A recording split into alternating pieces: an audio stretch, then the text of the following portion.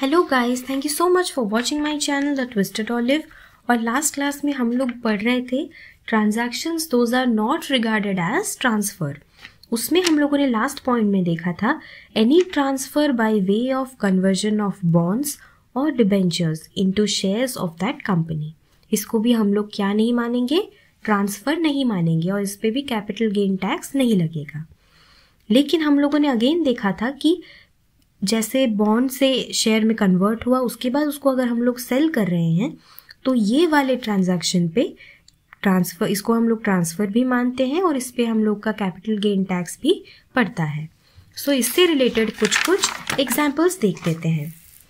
First example में बोल रहा है, फॉर एग्जाम्पल आपने 50 ठो डिबेंचर्स लिए 80 रुपीज़ ईच में और आपने इसको कन्वर्ट कर दिया किस में, इक्विटी शेयर्स में कन्वर्ट कर दिया 50% ऑफ डिबेंचर्स।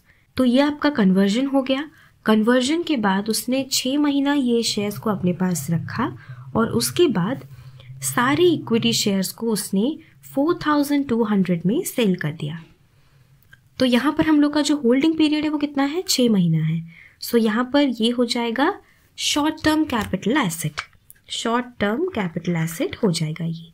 अब हम लोग देखते हैं इस पर शॉर्ट टर्म कैपिटल गेन कितना हुआ है। सो यहाँ पर हमें पता है कि यहाँ पर सेल कितने रुपए का हुआ, 4200 रुपये, 4200 रुपीज़ का यहाँ पर सेल हुआ है। और इसका कॉस्ट कितना है, 4000 नहीं, ये 4000 नहीं होगा क्योंकि यहाँ पर बोला है 50% debentures are converted to equity share. 50% मतलब 4000 का 50% कितना होगा, 2000। सेल हम लोगों का हुआ 4200 में।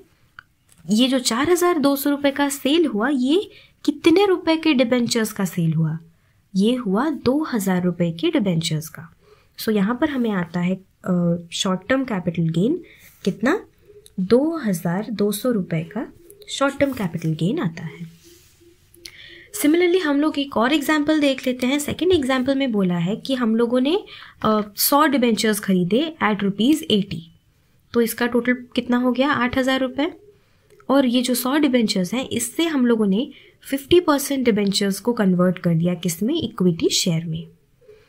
तो यहाँ पे हमें क्या लगता है कि हमें लगता है कि 50% को कन्वर्ट किया मतलब है कि 50 डिबेंचर्स रहेंगे हमारे पास और बाकी का 50 हम लोग का हो जाएगा शेयर्स में कन्वर्ट। लेकिन ऐसा नहीं होता है, ये ऐसे होता है आफ्टर कन्वर्जन होने के बाद ये 100 डिबेंचर्स जो पहले थे वो 100 डिबेंचर्स ही रहते हैं, लेकिन इनका जो प्राइस होता है वो 50% हो जाता है। 100 डिबेंचर्स एट 40 रुपीज़ और ये हो जाएगा 4000 रुपये। और अगेन हम लोगों ने जो 50% डिबेंचर्स को इक्विटी शेयर में कन्वर्ट किया वो क्या हो जाएगा, अगेन वो हो जाएगा 100 इक्विटी शेयर्स एट ₹40, ये भी हो जाएगा 4000 रुपीज़। आई होप ये वाला आपको समझ में आया कि इस केस में क्या होता है, ये जो नंबर ऑफ डिबेंचर्स है ये नहीं चेंज होता है, यहाँ पर जो चेंज होता है वो है इसका प्राइस। ये वाला चीज़ ये 50% हो जाता है। सो नेक्स्ट क्वेश्चन देखते हैं हम लोग, नेक्स्ट एग्जाम्पल। यहाँ पर अगेन हम लोगों ने जो 100 डिबेंचर्स लिए थे एट 80 रुपीज़, ये बोल रहा है 50% debentures got converted as 2 equity shares for each debenture. मतलब क्या है, एक डिबेंचर से, यहाँ पर हमारे पास एक डिबेंचर है, इससे हमें एक equity share, total 2 equity share मिलेंगे।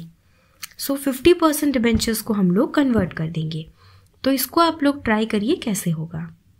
इसमें याद रखना है कि 100 डिबेंचर्स जो हैं ये 100, ये 50 नहीं होगा।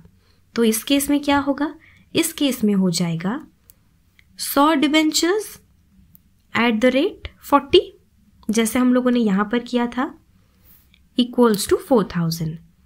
यहाँ पे जो ट्विस्ट है, ट्विस्ट क्या है कि 2 equity shares for each debenture, एक डिबेंचर कन्वर्ट हो जाएगा 2 इक्विटी शेयर्स में।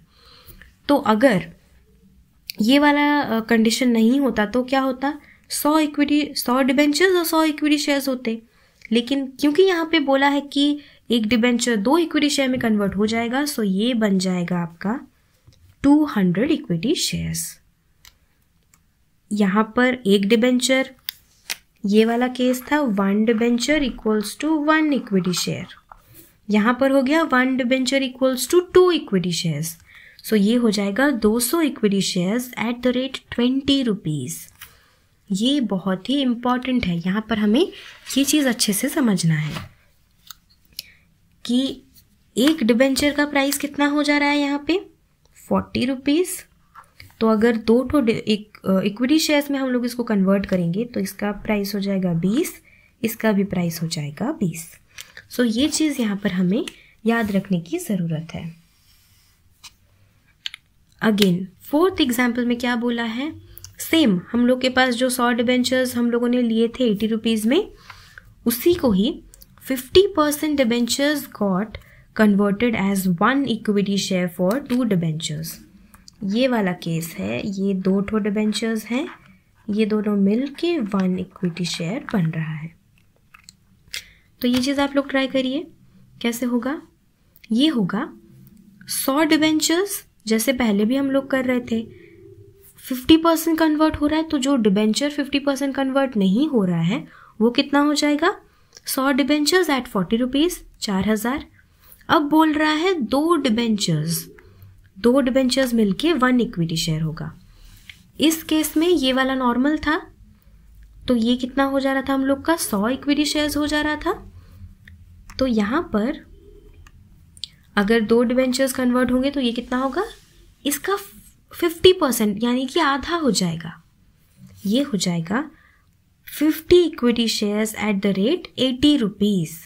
ये बहुत ही ज़्यादा इम्पॉर्टेंट है इस केस में कि अगर आपका नंबर ऑफ इक्विटी शेयर्स कम हो रहा है तो आपका जो प्राइस है, प्राइस भी बढ़ रहा है। ये चीज़ समझने की बहुत ज़रूरत है आपको। सो अगेन ये मिल के 8000 रुपये हो गया। 5th क्वेश्चन में अगेन बोला है 100 डिबेंचर्स हैं एट द रेट 80 रुपीज़।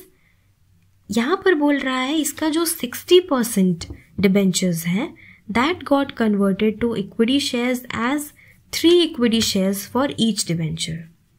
मतलब एक डिबेंचर से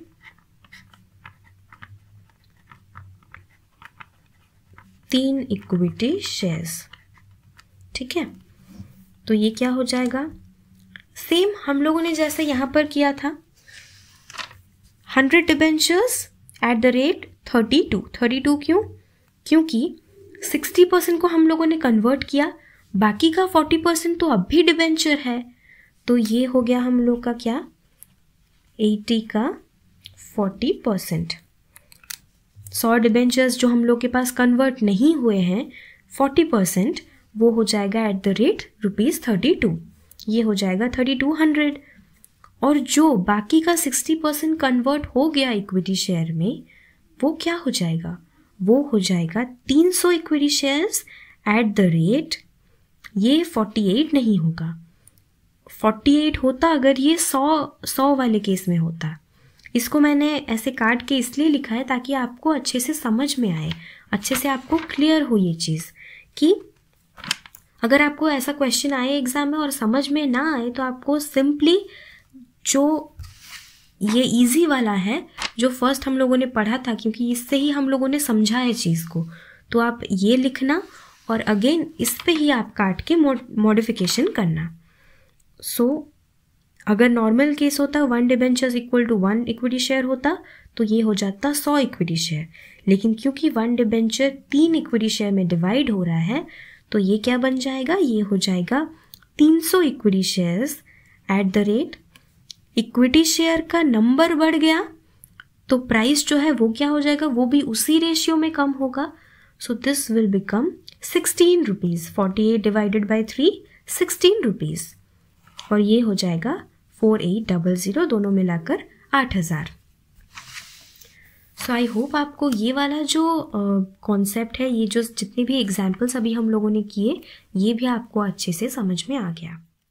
सो इस वीडियो को हम लोग यहीं तक रहने देते हैं। अगर आपको ये सारे एग्जाम्पल समझ में आए और अगर आपको लगा कि हाँ ये हमें आगे चलकर इसका प्रैक्टिकल एप्लीकेशन है, ये हमारे लिए जानना ज़रूरी था, तो प्लीज़ मेरी इस वीडियो को लाइक करें, अपने CA, CMA, CS, MBA या कोई भी फिनेंस में इंटरेस्टेड दोस्तों के साथ शेयर करें और मेरे चैनल द ट्विस्टेड ऑलिव को सब्सक्राइब करें।